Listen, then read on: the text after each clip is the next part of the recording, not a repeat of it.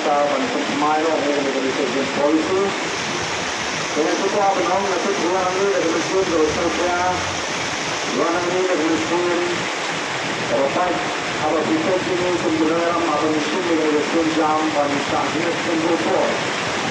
Dengan kita benong pemimpin bersuara dengan ada negara kepas bekerja dan khlaiñ untuk mynta angkat dan berubah barang pada jingkren kalau saya bekerja maka itu sahnud berubah alam punya kepada mynta dan khlaiñ ada negara itu kemudian sahnud kemudian sekarang dengan jingkren berubah berubah langsung itu ya malah penting ada karena kepada satu mesin ada pengenalan kontrol yang berkaitan bagi bentuk semai yang ada di bentuk kontrol kita yang untuk kita menceritakan juga mungkin menangkap apa ini kami dari sahnud ayatnya mereka dengan khlaiñ bagian banyak si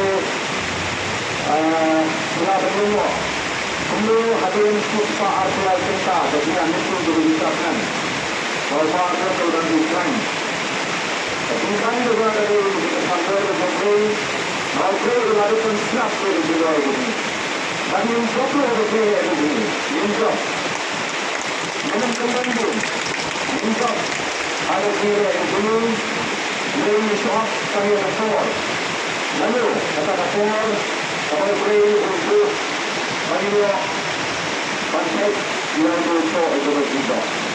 Kemudian kita berjumpa ada di agensi ini ada kira nama Sibun, jadi supaya tak ada cenderung begini.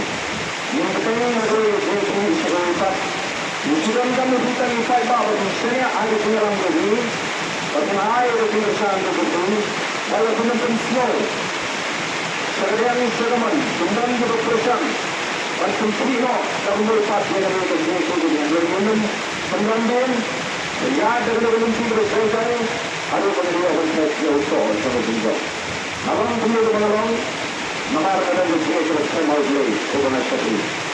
Jadi mereka terang mynta dan haduh, warna sahnud, Bah Ardent, nan khlaiñ, tak punya pada juga. Jadi sudah kembali sahaja.